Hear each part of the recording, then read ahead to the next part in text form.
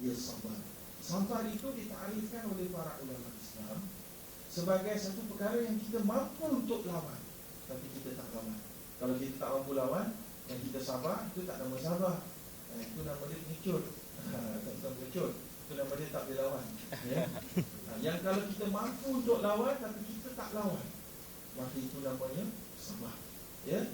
Malah sabar itu bukan hanya fizikal punya lawan, malah lawan mulut, lawan hujah pun kalau tak perlu, maka kita tahan diri daripadanya. Maka Nabi SAW kata, ana za'imun bi baitin, bi baitin fi ramadil jannah.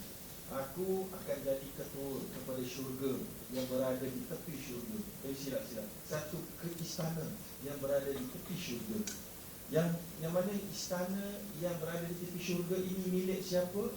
Milik orang yang man tarakal mira', siapa yang meninggalkan perdebatan, wahwa muhiq, walaupun dia orang yang benar. Nampak? Walaupun ada kadang kita nak berdebat, kita tahu kita betul, ini dia memang salah, tapi kerana kita bimbang implikasi yang lain, kita bimbang kita tak boleh kawal riak dan sum'ah dan ujub kita berhenti saja. Maka kemudian dia pun kemudaratan dia tak tersebar luas, kita berhenti saja, kita biarkan. Karena macam yang Allah ajar kepada umat Islam untuk apabila disapa oleh orang-orang jahiliyah, mereka qalu salam. Mereka kata benda-benda yang sejahtera, yang selamat, yang bagus. Sahaja mereka tidak akan cuba untuk berdebat dengan orang ini. Sebagaimana Imam Asy-Syafi'i berkata, ya, berdebat dengan orang gila, ya, atau orang jahil adalah lebih susah daripada berdebat dengan orang berilmu. Kerana orang jahil akan sentiasa tidak faham apa ilmu yang kita beritahu dalam hujah, dan dia akan sentiasa mengulang-ulang perkara yang sama. Dan kata seorang penceramah, melayan kerana orang gila adalah gila juga. Betul kan? Macam saya ingat ada seorang penceramah tu cerita, tuan-tuan mesti dah dengar lah, tapi dia selingan sikit kan. Dia kata ada seorang gila ni, dia panjat pokok, dia nak rejut bunuh diri. Ya, tahu cerita tu? Tahu? Nak rejut bunuh diri, maka orang kampung pun pujuk dia, maka dia tak mau turun. Maka akhirnya orang kampung pun panggil seorang gila daripada kampung sebelah. Orang gila daripada kampung sebelah pun datang kat bawah pokok tu, dia pegang pisau. Ini kali kita saluran kita tadi, iaitulah kita ni akan diberikan ujian. Maka ujian ni dia boleh datang dalam bentuk yang kita suka dan yang kita tidak suka. Maka Allah kata dalam Quran, Allah kata walanabluhum bisyarri wal khairi fitnatan wa ilaina turja'un. Kami akan uji kamu ya manusia dengan yang benda yang walanabluhum bisyarri, dengan yang buruk, dan yang baik. Kepada kami lah kamu semua kembali. Dia akan dikembalikan. Jadi ada kala ni kita dapat masuk Yuniza ni, kita ingatkan ni bukan bala, ini bukan ujian, ni seronok, tapi rupanya ujian. Mana tidaknya masuk Yuniza tak boleh kawal nafsu, nak berkapal, lalu berkapal dalam Yuniza, habis bersembang dengan laki perempuan, tak boleh kawal nafsu, jadi hamba nafsu.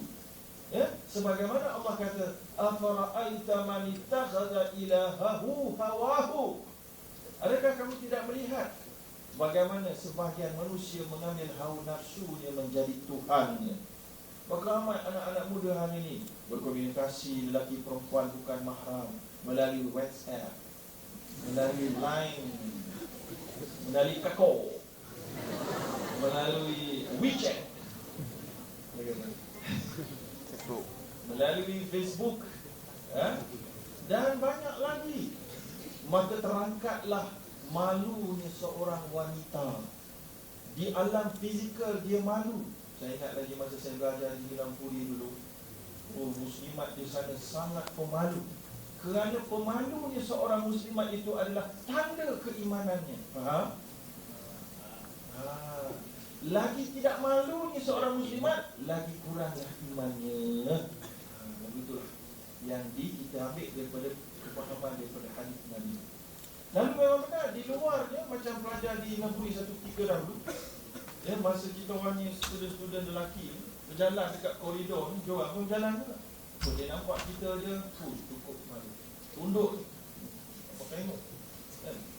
Tapi punya tunduk tak perasan ada fire extinguisher. Fire extinguisher pun enggak. Memang tabik spring lah kita kan.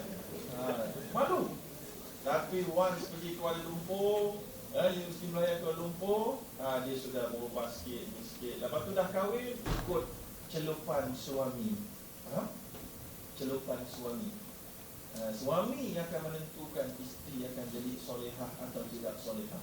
Seorang wanita yang solehah sebelum menjadi isteri, tapi bila suami ini tidak soleh, dia akan lebur biasanya. Hukum alamnya, dia akan lebur. Dia akan cair. Ada sebahagian yang tak cair, tapi ramai yang cair. Cair. Saya ni banyak juga orang rujuk kes-kes rumah tangga, walaupun saya bukanlah pakar rumah tangga, tapi pakar jugalah.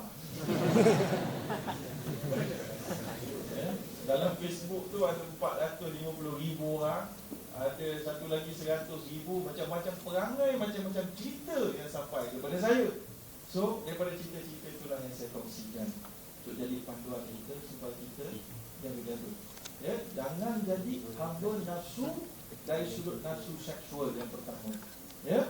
Baik, kemudian jangan jadi hamba nafsu kepada apa? Nafsu kepada harta. Ini pada unsur kelakuan Islam. Hamba kepada harta. Maka Nabi pernah kata, ta'is abdi dinar